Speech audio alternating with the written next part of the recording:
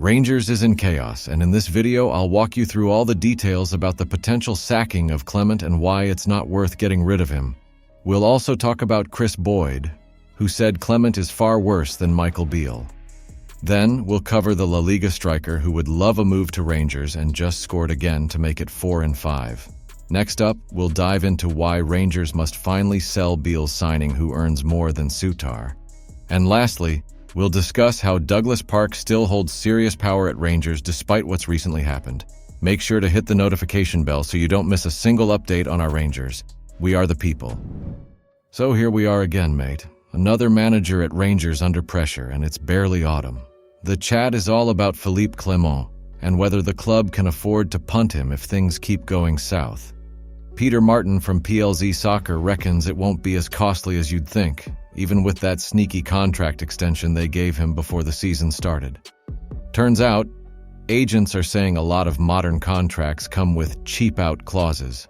Basically, a way to protect clubs from having to cough up millions in payouts if they sack a manager. Apparently, Clement's deal is structured so that if he gets the boot, he's only due 6 months' wages instead of the full whack, which is a bit like giving a dodgy player a longer deal just so you can flog him off easier without breaking the bank.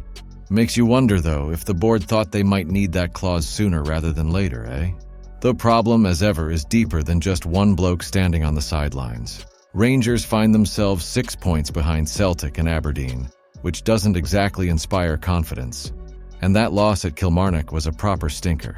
15 shots but not a sniff of a goal, while Killie did what they do best and mugged us off at Rugby Park. Marley Watkins, of all people, popping up with the winner.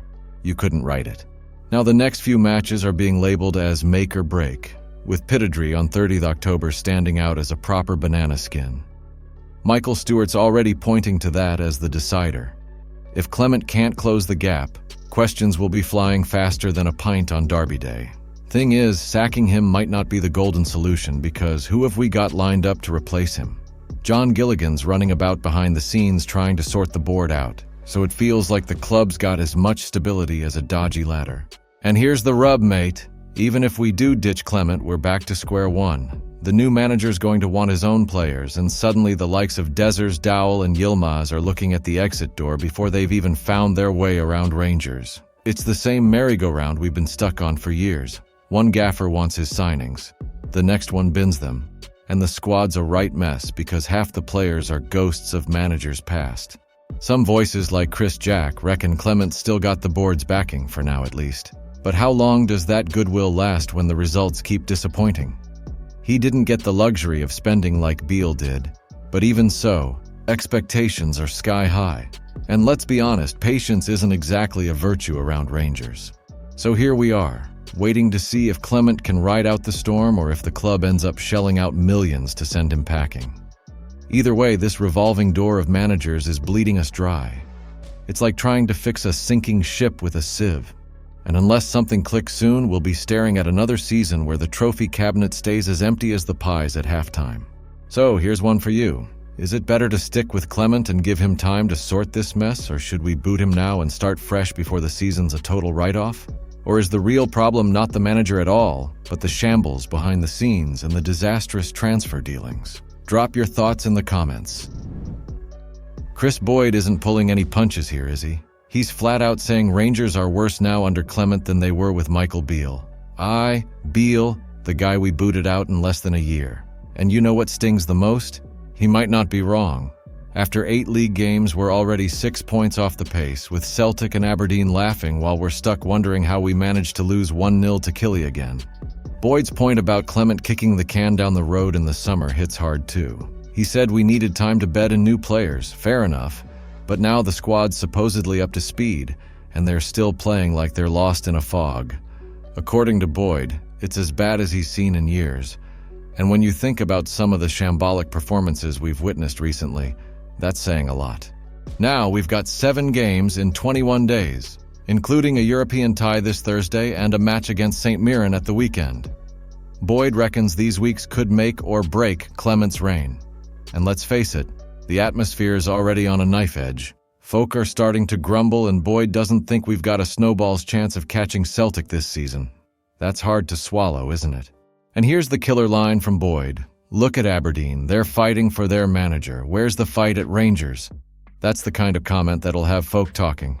Are the players really giving everything for Clement? Or are we watching a side that's already given up the ghost? It feels like everything's riding on these next few matches. Fabio Silva's time at Rangers didn't exactly leave folk singing his praises, did it? But now the lad seems to have found his groove in Spain with Las Palmas, bagging 4 goals in 5 games. And here's the twist. He wanted to stay at Rangers permanently. Back in March, he told the media how much he loved being at the club, saying he'd stay if it were up to him. Funny how things turn out, eh? Instead of sticking around, off he went on loan to La Liga, and now he reckons that playing in Spain proves he succeeded in Scotland. What do you make of that logic?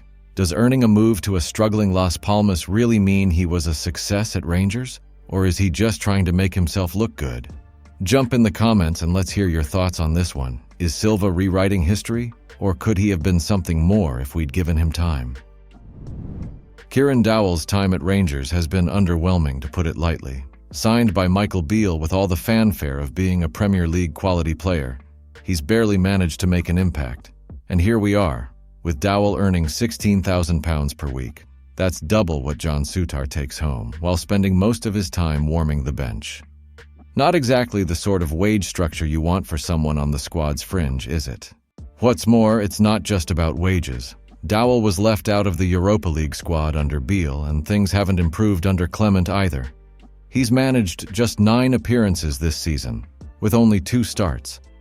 Meanwhile, Souttar, despite having his fair share of critics, is at least contributing regularly on the pitch, even if Sunday's defeat to Killie wasn't his finest hour. This situation with Dow is a prime example of why Rangers are struggling financially.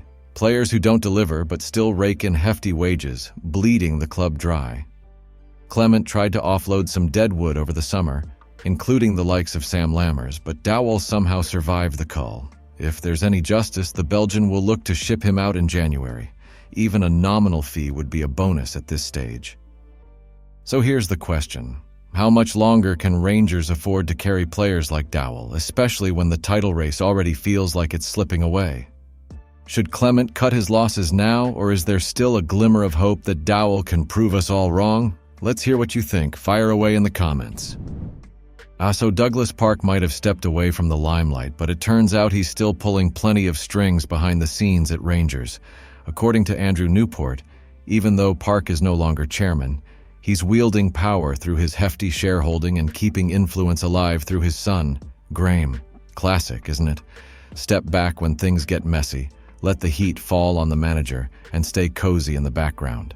Clement's now the one answering all the awkward questions, left holding the bag for problems that probably started long before he arrived. Sunday's defeat to Killie only added fuel to the fire, with fans in the away end voicing their frustration. And you can't really blame them. No CEO, no director of football, and no visible accountability from the board. It's like watching the club fumble its way further behind while Clement gets treated as the scapegoat. Sure, the Belgian hasn't been faultless on the pitch, but he's clearly working with a circus above him. Here's the kicker. If Park wasn't transparent when he was chairman, what chance do we have of him speaking up now? The bloke's clearly happy to sit in the shadows and avoid any real accountability, while the manager takes all the stick. So what do you reckon? Is it time for those in charge to come out of hiding and face the music? Or are they happy to let Clement carry the can for their mistakes? Let's hear what you've got to say in the comments. Comment below what you think about the news. Don't forget to leave a like on the video to help me out. I post videos every day talking about our Rangers, so if you're not subscribed, you're missing out on the latest news. See you soon.